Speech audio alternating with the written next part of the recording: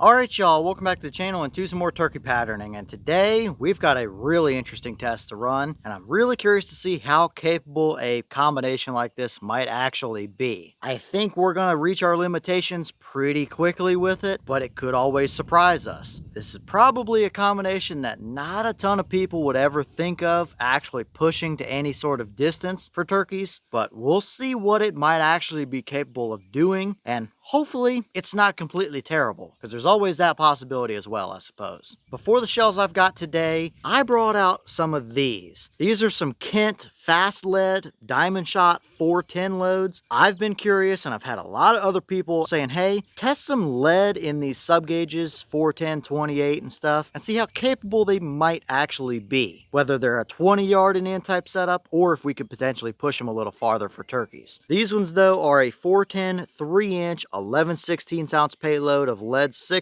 at about 1150 feet per second. Obviously, it's a lead 6 pellet in a 410 shell. We don't have a ton of pellet count to work with here, but if these pattern tight, then a lead 6 is still a lead 6. We've got good velocity here. It really doesn't matter what type of shotgun shell it comes from, whether it's a 12 gauge or a 410. A lead 6 moving at mid 1100s is the same amount of energy either way you put it. So the pattern capability is where we're really going to want to see our limitations here with these. So for the setup that we're running, I brought out my Mossberg 500 410. It's got a Simmons red dot up on top, a 24-inch barrel, and for the choke, I figured we would start with a choke that we are pretty familiar with, and it might pair decently well with these shells. This is the Patternmaster Code Black Turkey. It's a 381 constriction, and ultimately, this choke has done well with pretty well everything we've ever put through it. That is a decent shell at the very least. The constriction being 381 might be a little bit down there towards the tighter side. 385 or so is pretty average for 410, but that may not hurt us with a lead shell. Maybe that extra constriction might help us with this being a good performing choke on its own. We'll start here and see what we get. We know what this choke can do, and if we need to go a little tighter or a little more open in future testing with 410 lead shells, we can. But this, I think, is a pretty safe starting point. So for today's test, we're going to be running 3 different distances: 20, 30, and probably 40 yards as well is the ideal scenario here. I have no doubt at 20 yards we're going to have a dead turkey. I expect more of the same at 30 yards, although the pattern is definitely going to start opening up pretty quickly. Whether we make it to 40 yards or not, we'll see when we get there. And yeah, I know a lot of people would never think about running a 410 with lead in general, yet alone pushing lead in a 410 to 40 yards. But we don't know what's going to happen unless we actually try it. So let's head over here, take our shots, and see just what the actual limitations of a setup like this are, and if we're running it, and what kind of distances should we probably cap ourselves to.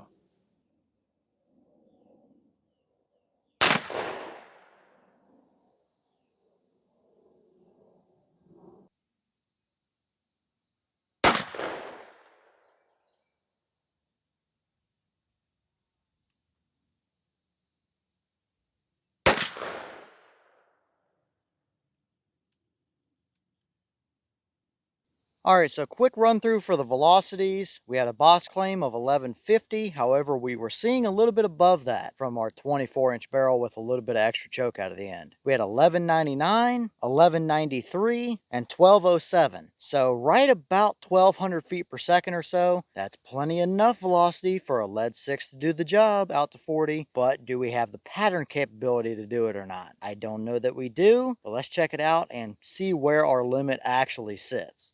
Alright, so here are the 3 targets side by side. Of course, I will get you guys up close looks as well as a little bit better side by side pictures here in just a little bit. But I think we see about what I expected to see here. We have 2 dead turkeys for sure, over on the left with 20 and in the middle at 30. But past 30 yards, you're really starting to hit the limit for sure.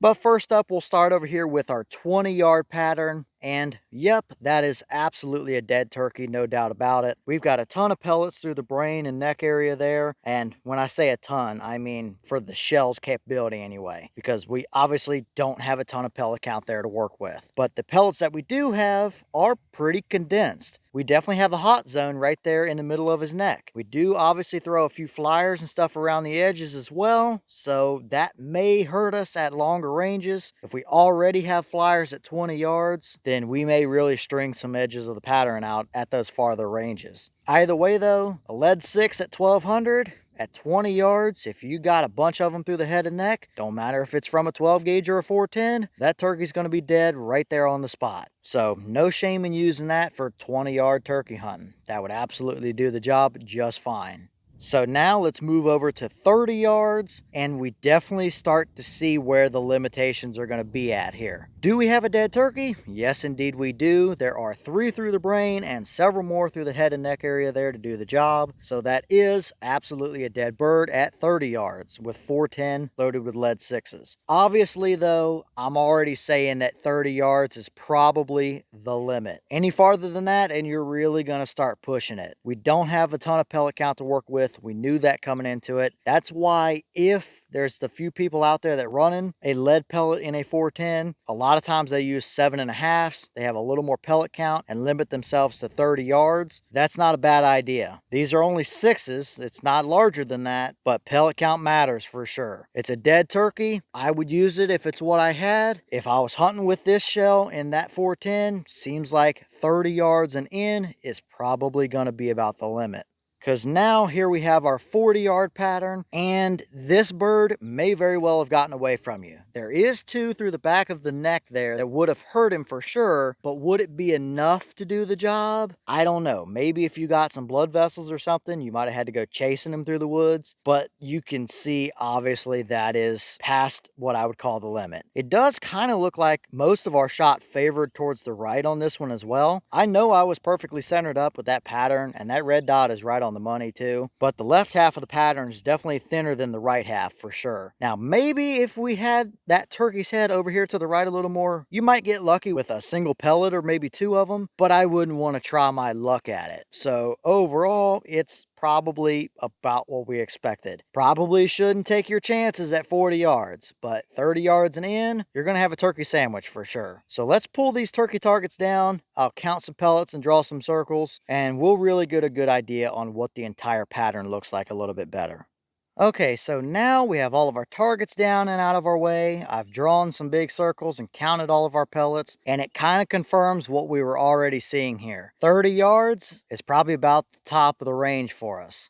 But first we'll start over here at 20 yards, and we have a pretty nice looking pattern here on our hands. Inside of our 10-inch circle, we have 94 pellets within there. Nice even spread of them as well. So I like that for a core area, that's for sure. Outside of that, within our 20-inch ring, we pick up an additional 40 pellets. Although it's definitely pretty thin, most of our shot is right down there within that 10-inch ring. And we do have our few lone pellets kind of over there on the bottom right, and a couple over here off the left as well, as far as outside of our big circle there. So is it 20-yard capable? Yes, absolutely so. Just kind of like most of us probably expected it to be. But that's a nice pattern to start with for sure. And now moving over here to 30 yards. I apologize, the sun glare on this particular target is starting to get a little bit in our way, but I think we can still see what we need to see. Within our 10-inch ring, we have 49 pellets. Not a ton of them, but that is still a good enough core to do the job. Turkey is not going to make it through that kind of swarm of pellets there. And we have 56 additional pellets within the 20-inch ring, and we pick up even more of them around the edge. Our pattern is definitely starting to open up quite a bit here, but for what it is, that's still a pretty solid pattern. 30 yards with a lead 6 and a 410 shell, you would absolutely be able to hunt with that combo all day long. But that would be my personal limitations, is about that 30-yard mark. That's kind of been the trend with most lead 410 shells we've tested through this setup and others. About 30 yards is what you're looking at. because now we have our 40-yard pattern here. I did give it the benefit of the doubt and actually draw our circle where the hottest portion of our pattern was, even though I definitely don't think I pulled it that far off to the right. But that's where most of our shot went to, and within our 10-inch circle, we only have 24 pellets. That's pretty thin. You might get lucky and get a pellet or two where they need to be, but you would really start to be gambling here. Outside of that, with our 20-inch ring, we have 49 pellets, so we've got double the amount of pellets than we do in our 10-inch ring. Mathematically, double the size of the circle, double the amount of pellets, tells us we have a pretty even spread going on there, and I would tend to agree. That would be a great small game, or maybe, smaller wing shooting, dove, quail, that kind of stuff. That would work perfectly fine for that scenario. Rabbits, squirrels, something like that. Yep, absolutely so. But we have our fair share of stuff outside of that kind of scattered everywhere as well. So is it turkey capable at 40 yards? It's extremely borderline, if anything. If you take that shot, could you get a pellet or two where they need to be? Potentially, but I would not push my luck. But here are your little bit closer pictures of all three of these patterns side by side. We'll start off here with the actual turkey papers up so you can see what the patterns look like up close. Obviously, pretty well the same story. 20 and 30 yards, perfectly capable. 40 yards, not so much. And of course, here are your three side by sides with our circles drawn, and that pretty well confirms what we already saw with that. And still, 30 yards is what I'm pretty much calling the maximum range we can push these to, reliably anyway. So overall here today, for what these shells are and for what we tried to do with them, they patterned well. We saw nice, even, consistent spreads. It's definitely tighter at closer ranges down here at 20 and 30 yards than it is over there at 40, but that's no surprise. We already knew how limited we were going to be coming into it, but even at 40 yards for a small game or wing shooting pattern, that would be perfectly adequate. That would do the job for that. For turkeys though, 20, 25, 30 yards is where we're going to want to be at. So pretty interesting here. Maybe with a little bit different choke, we might be able to dial in 40 yards a touch more. Maybe they might want a touch more constriction like my stock choke has, or maybe we go a little more open and see what happens. I've got several other lead shells similar to this I want to test as well, so there could be a better performing lead load than this. Overall though, I think the same story is kind of standing true here. If you're running lead in a 410, keep it inside of 30 yards and you'll be okay. And that's pretty well exactly what we see here overall. So no major surprises. And here are a couple of those wads from those shells. They're nothing special overall, very typical 410 kind of small game load stuff here. No major damage to them though. For going through a 381 choke that does have some steps inside of it, that's not bad at all. No major snag ups or anything, no major damage, nothing stuck in them. So they held up perfectly fine overall. And for what it's worth, they did their job just as they should. They gave us nice even patterns, but they may not have, actually held us a super tight spread at those longer ranges, but I wouldn't really expect them to. But for the wads themselves, they look just fine. Nothing I'm concerned with here.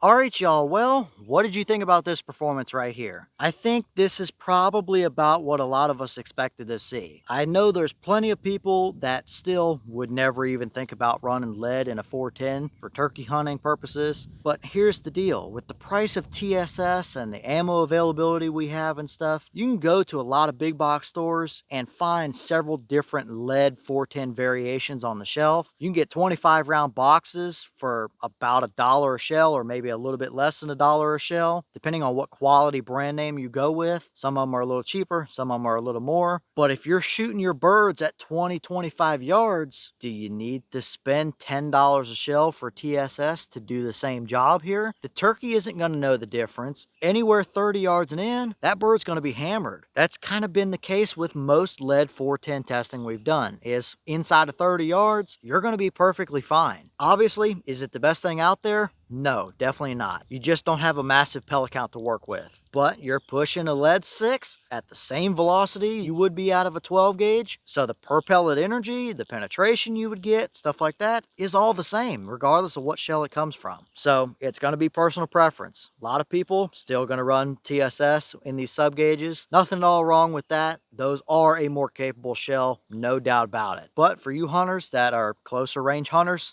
thicker woods hunters, maybe a newer or a youth hunter that's going to set decoys up at 20 yards on a field edge, then why not use something like this? It's going to be perfectly adequate. So leave all your thoughts down below. Is that about what you expected to see? Were you a little surprised one way or the other? Have you tested any lead loads for 410 when it comes to turkey hunting? And if so, what kind of results have you seen from them? Is this a pattern or a combination that you would actually hunt with? And if so, would you limit yourself to 20 yards, 25, maybe 30 yards? Or would you be the one guy that tries to push your luck to 40? Or if you're running a 410, would you much rather just have a TSS load and call it a day there? And what other kind of testing do you want to see with stuff like this? When it comes to lead in a 410, what other shells do you want to see? What other chokes do you want to see? Or maybe what other comparisons do you want to see us run like this? I've got a couple other ideas, a couple other shells I want to try with a similar test to what we got here, but let me know what you guys might want to see. So with that being said, I've got some more testing to get done for you guys, so I'm going to get back to it. As always, we have the channel Instagram as well as the mailbox where you can send stuff if you'd like. All the information will be in the description if you're interested in it, but I'm going to get back to it, so I'll see y'all in the next one.